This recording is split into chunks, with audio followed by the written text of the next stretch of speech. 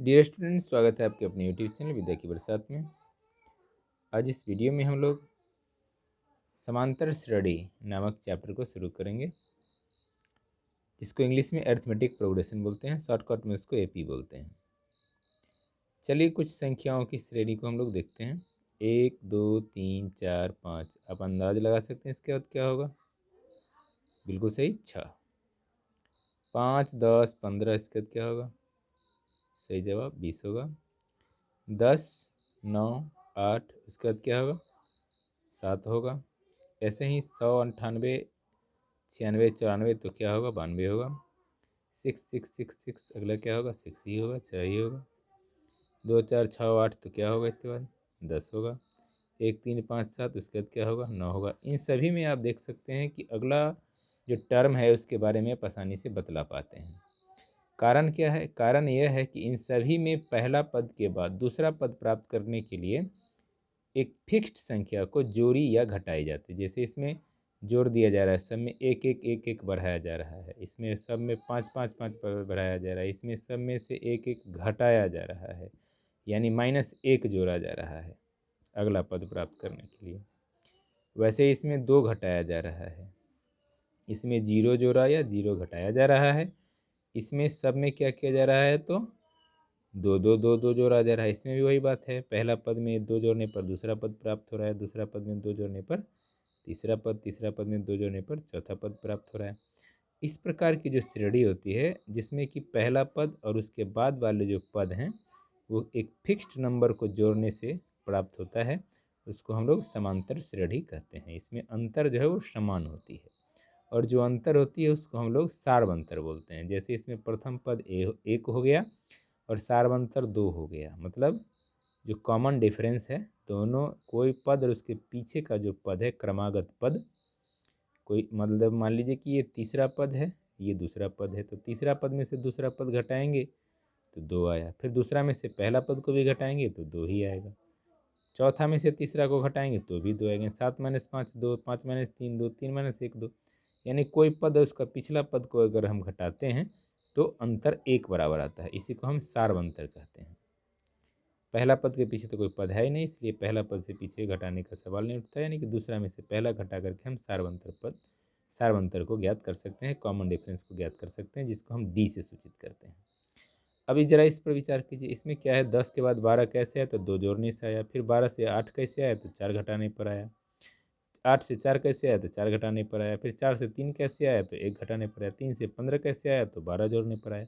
इसमें कोई पैटर्न नहीं नज़र आ रहा होगा आपको, इसलिए अगला पद क्या होगा ये बताना आपको एपी ये है नहीं, इसलिए संभव नहीं है एपी वाला ज्ञान के आधार पर। तो यह जो देख रहे हैं ये एपी नहीं है, क्योंकि कोई पद और उसका अगला पद प्राप्त करने के लिए कोई पद में से पिछला पद अगर हम घटाते हैं तो 1 बराबर अंतर नहीं है। जैसे 15 में से 3 घटाए 12 आया, 3 में से 4 घटाए तो -1 आएगा, बराबर आया नहीं, इसलिए एपी यानी अरिथमेटिक प्रोग्रेशन नहीं है।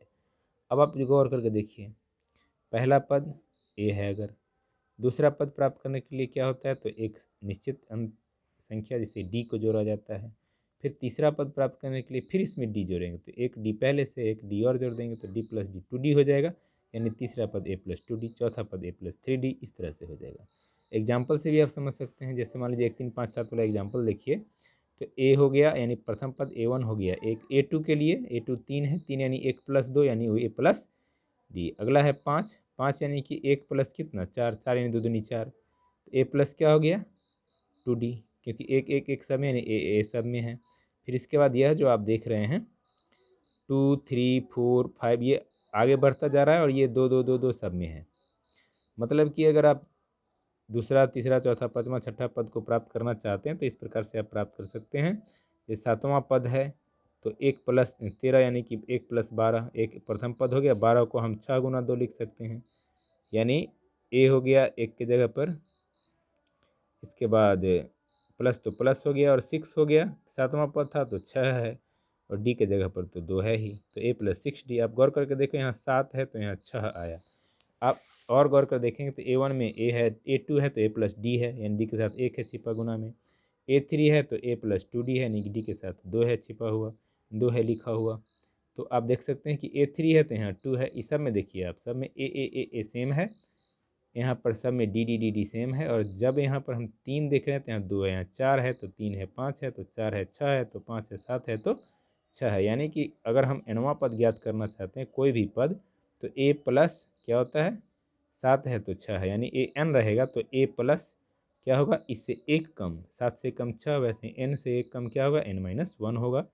यानी कि nवां पद जो हो गया ए पी का वो a plus n-1 into D हो गया। ये एक फॉर्मूला है किसी एपी के nth टर्म को nवां पद ज्ञात करने के लिए। इस फॉर्मूला में 4 चीज़ें हैं, an है, a है, n है और d है।